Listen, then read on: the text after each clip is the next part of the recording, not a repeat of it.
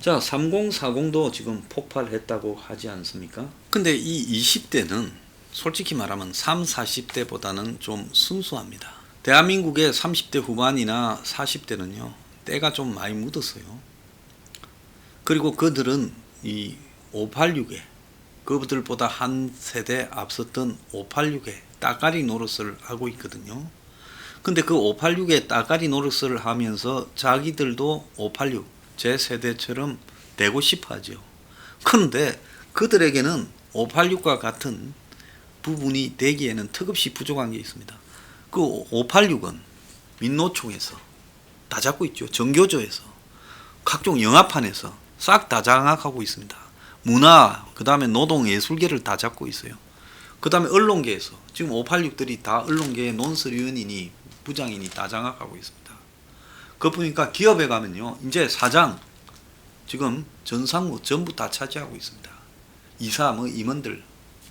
정치판에 오면 국회의원, 장관, 청와대 다 차지하고 있어요. 그래서 586의 세상에 비해 그 밑에 있는 40대나 30대 중후반은 뿔뿔이 흩어져서 세력화하지 못한 세대가 된 겁니다. 50대는 이제 퇴장을 안 할 거예요. 왜? 민노총 지도부도요, 세대 교체가 안 될 거고, 영화 감독들도 세대 교체가 안 될 거고, 언론사에도 세대 교체가 늦어질 거예요. 왜? 이들이 전부 종으로 횡으로 연결되어 가지고 다 묶여 있다는 겁니다. 그러다 보니 이들은 앞으로도 10년 이상을 퇴장을 안 할 거예요.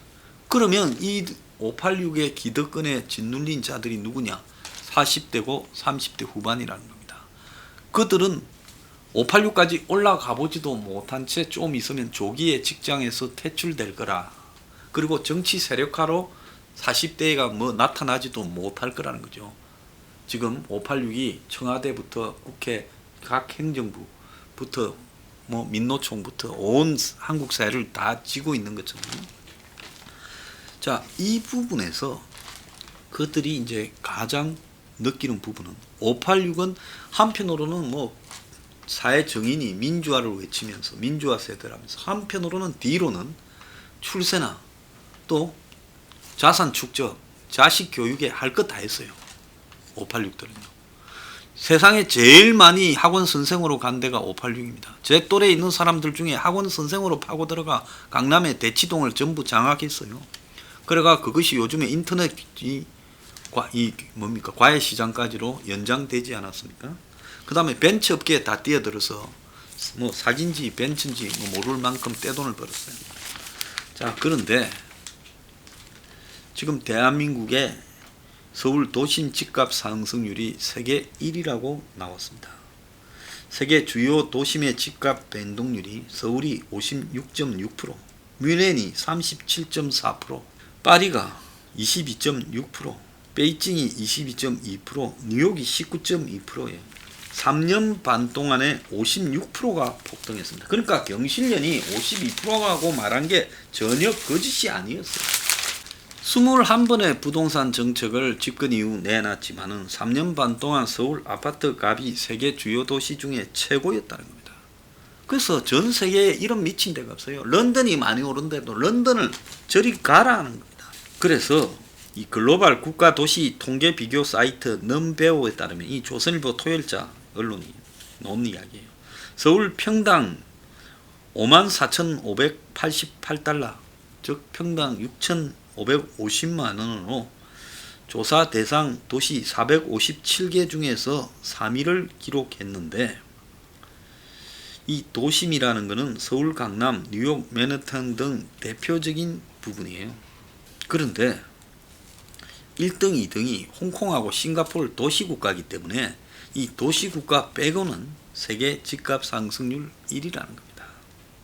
도시국가는 빼야지요. 그건 도시가 국가니까. 서울 전체 아파트값 상승률이 25.6%로 노무현 정권 다음으로 높다는데, 아마 곧 노무현 정권을 추월할 겁니다. 그러니까 노무현, 문재인 이 두 사람이, 이거 엄청 많이 이야기한 겁니다. 문재인이 대통령 된다 할 때 삼성공화국 2가 될 거고, 부동산 폭등했던 노무현 공화국 2가 될 수 있다라고 이야기했는데, 정확하게 문재인은 노무현의 길을 따라갔다는 겁니다. 오늘 보면 경실련이요. 건매한 김의겸 그리고 김상곤만 억울하다. 버티면 불로소득 버는 나라다. 김의겸은 그래도 흑석동에 제대로 집었고 기부한다 하지만 8억 8천만 원 남겼습니다. 경기도 교육감하다가 부총리 했던 김상곤은 정부가 투기 세력과의 전쟁을 선포하자 2018년 3월에 성남 분당 아파트를 남기고 강남의 레미안 대치동 레미안 대치팰리스 1단지를 서둘러 팔았다는 거예요. 95평방미터짜리입니다. 그때 당시 시세보다 1억 5천만 원 낮은 23억 7천만 원에 팔았는데 최근 같은 평형이 34억에 거래대가 10억이 올랐다.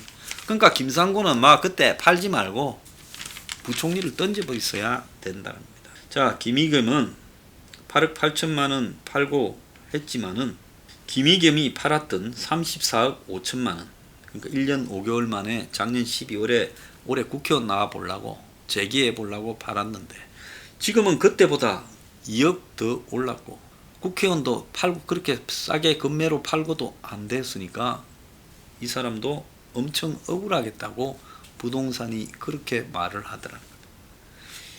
그래서 고위공직자니까 권력과 재산 중에 택해라 해서 떠밀려 팔았는데 김상곤은 강남 대치동 아파트를 팔고 부총리도 몇 개월 만에 그만뒀으니 집값이 폭등한 지금 보면 10억 날렸다고 지금 후회하게 생겼다는 거예요. 그래서 교훈을 받은 노영민은 반포를 판다고 했다가 고민 밤새도록 했겠지요. 그러다가 50분 뒤에 내가 이거 비서실장 언제 그만둘지 모르는데 지금 그만두더라도 반포는 지켜야 되겠다고 50분 뒤에 스톱하고 철회하고 바꾼 겁니다. 청주 아파트로요. 자, 그것뿐만 아니라 지난해 12월 16일 수도권 다주택자 고위직들에게 집을 팔아라고 이야기를 했는데도 노영민이가 그들이 지금 안 팔고 있는 거예요. 노영민 지도 안 파는데.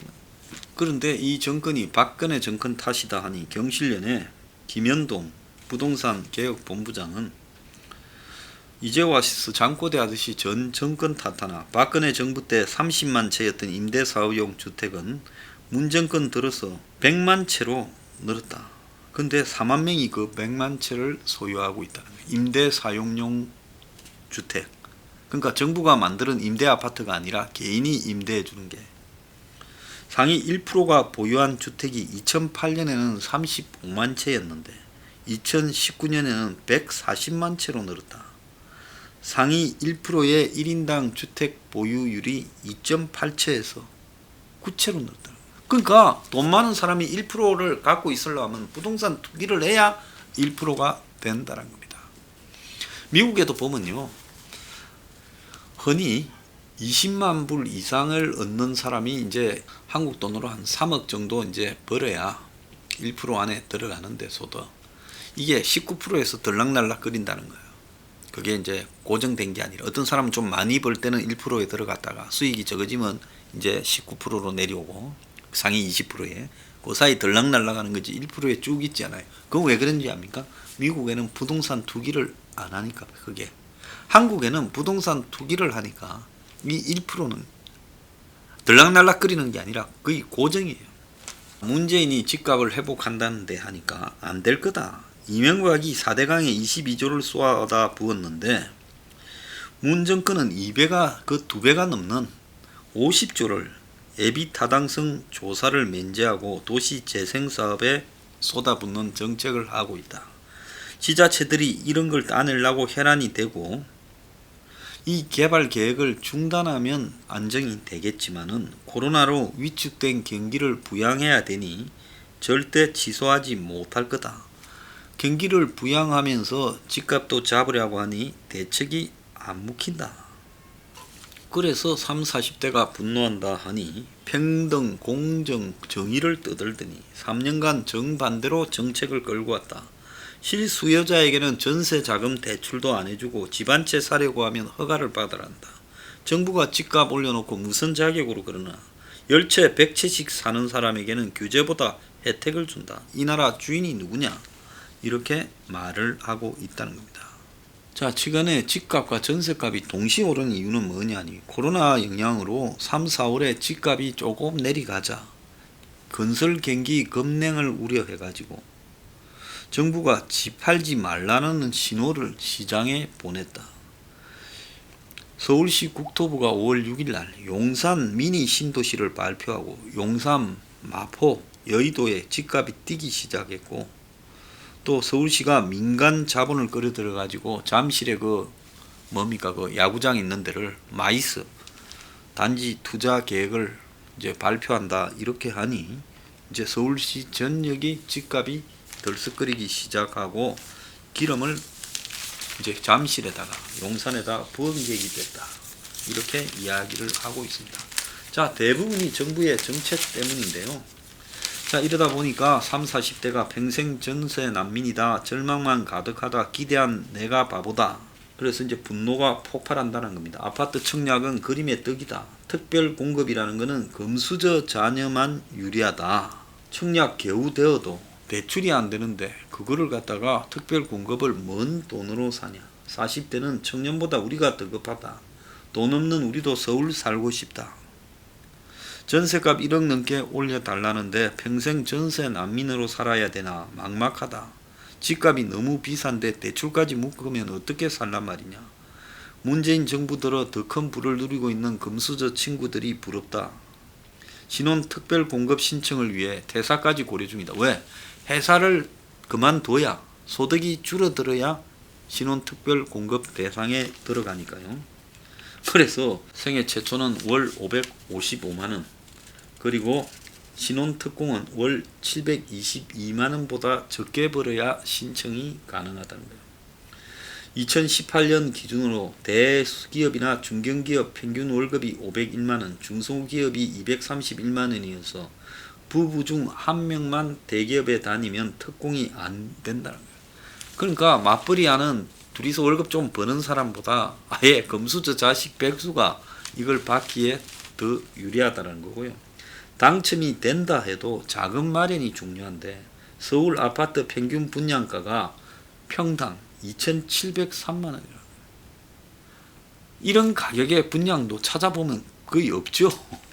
그런데 25평이 6억 7,500만원이라는 거예요. 투기 과열 지구인 서울에서 지금 담보 대출은 집값의 40%까지 그러니까 6억 아파트에 당첨되어도 3억 6천만 원은 2억 4천만 원만 대출이 되고 3억 6천은 자기 돈으로 해야 되는데 돈을 어디서 마련합니까? 나머지 돈은요? 3억 6천을요? 그래서 이제 이런 식으로 지금 되어 있다는 겁니다. 그러다 보니까 젊은 사람들의 분노가 지금 폭발하고 있다는 거예요. 그래서 핵심 지지층이 3040이 반감을 가지고 지금 이 정권과 민주당에 돌아서고 이해찬이 이례적으로 부동산 때문에 대단히 송구하다고 사과하고 집값 폭등의 정권 인사들이 지금 혜택을 받았다라는 국민적 분노가 지금 상대적 박탈감에 의해서 지금 터져 나오니까 여당이 굉장히 당황을 했는데 집을 판 금태섭이는 경선에서 떨어졌고 안 팔고 버틴 다수 통합 지금 176명 중에 39명이 두 채 이상을 소유했고 세 채 이상을 보유한 사람도 9명이라는 겁니다. 그 중에 보면 김홍거리도 들어 있습니다. 이해찬과 윤호중도 두 채 이상이 있다는 거예요. 그런데 더한 것은 미통당은 103명 중에서 41명이 두 채 이상이에요. 2주택자 36명, 3주택자 4명, 4주택자 1명이라. 비율로 보면 미통당이 더해요. 그러니까 이 둘이가 뭘 보수를 말하고 뭐 진보를 말하고 좌를 말하고 우를 말해도 이런 데는 전부 똑같다는 겁니다. 똑같다는 거예요. 자, 그리고 또 솔직히 말하면 자기 명의로 안 가졌다 뿐이지 아직도 명의신탁이나 정치하는 사람은 특히 그런 게 많지요. 친인척 명의 등으로 명의신탁해서 실제로는 갖고 있는데 안 갖고 있는 척 속이기도 하는 겁니다. 그래서 이제 6.17 대책이 얼마나 멍청하게 만들어졌으면 지금 서민만 피해를 본 것처럼 돼버려 가지고 이제 이 정권에 완전히 불을 질러 버렸어. 그런데 문 정권은 이제 이걸 가지고 결국은 세금으로 두드려 잡겠다 하는데, 이제 세금으로 두드려 잡겠다 하면 부동산 전문으로 가지고 하는 계층도 또 분노하겠죠.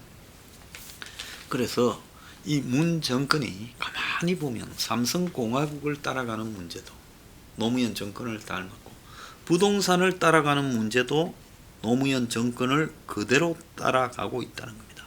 전을 대비해서 부동산이 가장 급등한 것이 노무현 정권 때인 2006년 11월에 증가율이 한 달 만에 6.23%였어요. 그런데 그 다음이 문 정권이 지금 들어선 2018년 9월 3.83이라는 겁니다. 자, 문 정권은 조금 더 가게 되면 아마 노무현 정권을 추월할 거라고 생각이 듭니다. 내부 자료에 따르면 평당 강남 아파트 평균 매매 가격이 6,635만 원이라는 거예요. 지난 2017년 12월 문재인이 들어서고 7개월 지났을 때 4,272만 원이었는데 대비해서 55.3%가 올랐다는 겁니다. 자, 문 정권은 결국은 노무현 정권의 길을 따라갈 수밖에 없어. 왜? 노무현 정권이 잘못해서 그리 안 가겠다고 온갖 꼼수를 부렸지만은 지금 딱 모든 측면에서 노무현 정권이 망했던 길을 쫓아가는 것은 이 정권 역시 노무현 정권처럼 순수하지 못하고 가식적이고 위선적인 정의만을 말했고, 실제 내부로는 탐욕이나 그리고 욕망 이런 걸로 가득 차 있기 때문에 그렇다는 겁니다. 그래서 세상은요 오래 남을 속일 수 없는 겁니다.